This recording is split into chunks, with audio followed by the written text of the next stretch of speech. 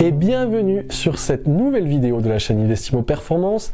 J'espère que tu vas bien. Aujourd'hui, nous abordons une question très intéressante que la plupart des personnes peuvent se poser. Est-il intéressant d'acheter un bien avec un locataire à l'intérieur? Avant ça, je te conseille d'aller voir dans la description, nous avons plein de produits à t'offrir si tu souhaites passer au niveau supérieur dans l'immobilier locatif.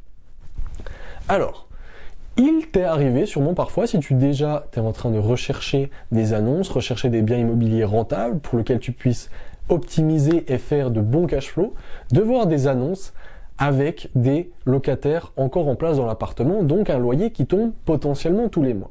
Et tu te dis, mais c'est parfait, tout le travail a déjà été fait, pourquoi je ne fais pas ça? Ça peut être une bonne affaire, ça peut être une fausse bonne affaire. Et ça dépend évidemment de plein de choses. Et je te les énumère aujourd'hui dans cette vidéo. Première chose à savoir, si il y a un locataire en place et que le propriétaire vend l'appartement, ça peut vouloir dire deux choses.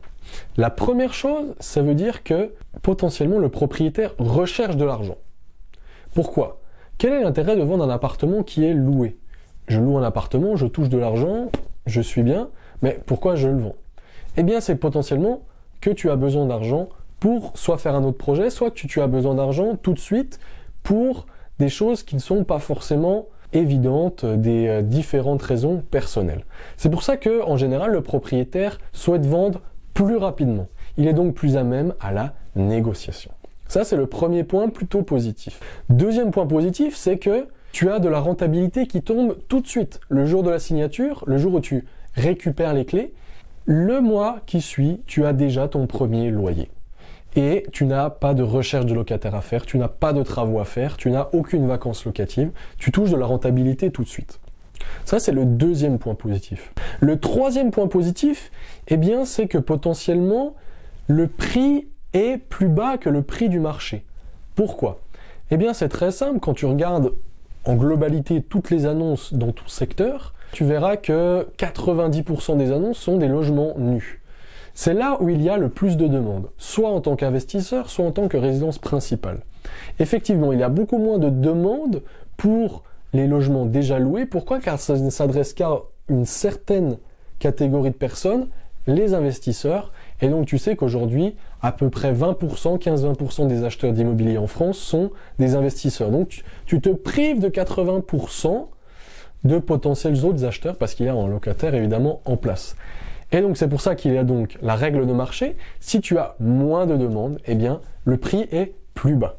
Quatrième point qui peut être intéressant, mais là c'est une technique un peu plus avancée, qui peut être un peu plus risquée, c'est que si tu souhaites habiter dans le logement, eh bien ça peut être intéressant. Pourquoi? Parce que tu vas acheter plus bas que le marché et tu vas pouvoir y habiter pour moins cher. Faisons un point là-dessus. Ce n'est pas aussi simple. Tu ne vas pas acheter l'appartement et dire au lendemain, écoutez, moi j'ai envie de reprendre l'appartement, monsieur, merci d'aller dehors. Non, effectivement, comme tu peux peut-être le savoir, si tu veux faire, entre guillemets, sortir un locataire de ton appartement de manière légale, c'est très encadré par la loi. Comme tu le sais, en France, entre guillemets, malheureusement, par rapport à d'autres pays, le locataire est surprotégé. Et c'est pour ça que il y a aujourd'hui deux conditions majoritaires pour lesquelles tu vas pouvoir mettre ton locataire dehors, donner congé à ton locataire. La première chose, c'est que si tu souhaites habiter dans le logement, ou si tu souhaites faire mettre quelqu'un de ta famille très proche dans le logement, c'est possible de donner congé à ton locataire. Alors évidemment, tu ne veux pas lui donner congé au bout d'un mois. Non, il faut pouvoir donner congé à ton locataire pour la location nue au minimum 6 mois avant la fin du bail. Donc, si tu es intelligent, si tu as bien réfléchi, tu vas devoir, avant d'acheter le bien, consulter le bail, le type de bail que la personne a fait avec son locataire pour savoir dans quelle durée on est et s'il est possible de donner congé à ton locataire rapidement ou pas. Et pour la location meublée, ce sont 3 mois de préavis minimum. Donc ça, c'est la première condition, si tu veux y habiter. La deuxième condition, c'est si tu veux le revendre. Si tu veux vendre un logement, tu peux donner congé à ton locataire. Alors il faut vraiment que ça soit quelque chose de réel, car c'est facile de dire oui, je veux vendre l'appartement, je le mets en vente un mois et ensuite je le récupère. Non, il faut vraiment que le logement soit en vente pendant un long moment pour que cette condition ne soit pas abusive et que le locataire n'ait pas été mis entre guillemets dehors, donné congé de manière abusive. Donc ça, c'est vraiment les deux possibilités majoritaires. Il y en a une troisième, mais elle n'est pas forcément toujours applicable, selon le type de locataire, si c'est un locataire protégé ou pas, pour récupérer le logement. Tu sais à peu près tout. Maintenant, voyons voir les points négatifs, parce qu'évidemment, s'il n'y avait que des points positifs, tu aurais déjà acheté ce type d'affaires. Le premier point négatif, eh bien, c'est le fait que tu ne choisis pas ton locataire. Effectivement, le locataire est déjà en place et ça peut être potentiellement un profil qui ne te plaît pas trop, un profil finalement que tu ne souhaites pas avoir dans tes appartements. Une personne qui n'a pas forcément une bonne situation financière, une personne qui est au chômage, une personne qui est en intérim par exemple, ça dépend vraiment le type de locataire que tu recherches. La deuxième chose, c'est qu'en général, tu le sais aujourd'hui, entre 70 et 80% des baux signés aujourd'hui, des baux de location, sont des baux nus, des baux en location nue. Et tu le sais très certainement, la location nue aujourd'hui, à part si c'est fait en société, eh bien, ce n'est pas avantageux fiscalement. Donc ce n'est pas forcément optimisé fiscalement, ça c'est le deuxième point. Le troisième point, eh bien, c'est que tu ne vas potentiellement pas être très rentable. Effectivement, si la personne qui a loué son bien n'a pas suivi de formation, ne connaît pas forcément les clés spécifiques dans l'immobilier à haut rendement, eh bien il se peut que la rentabilité ne soit quand même pas très intéressante, de l'ordre de 4, 5, 6% maximum, brut, hors charge, ce qui fait que finalement tu ne seras pas peut-être très rentable. Évidemment, tu le sais, les loyers sont quand même encadrés, tu ne peux pas augmenter très rapidement ton loyer sur ce type de location. Quatrième point négatif, c'est que, en plus, si tu fais de la location nue, tu sais que entre guillemets, un des points importants de la location nue pour pouvoir baisser ta fiscalité, c'est de faire des travaux.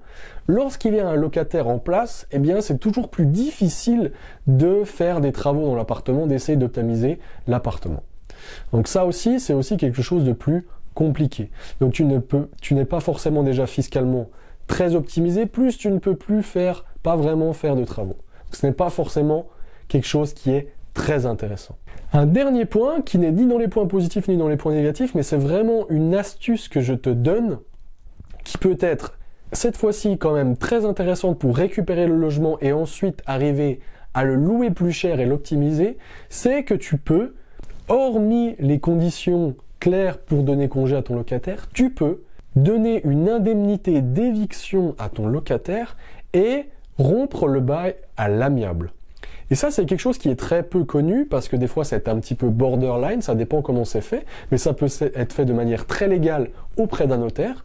Si, par exemple, ton locataire est d'accord pour partir, je ne sais pas, dans 30, 60 jours, contre une certaine somme d'argent ou contre un certain service ou contre n'importe quoi, eh bien, il est possible de faire notifier ça chez un notaire et donc de récupérer le logement rapidement et potentiellement l'optimiser beaucoup mieux. Une deuxième astuce que je te donne si tu achètes ce type d'affaires, et des fois c'est peut-être oublié, c'est que le locataire a sûrement déposé un dépôt de garantie, une caution auprès du propriétaire.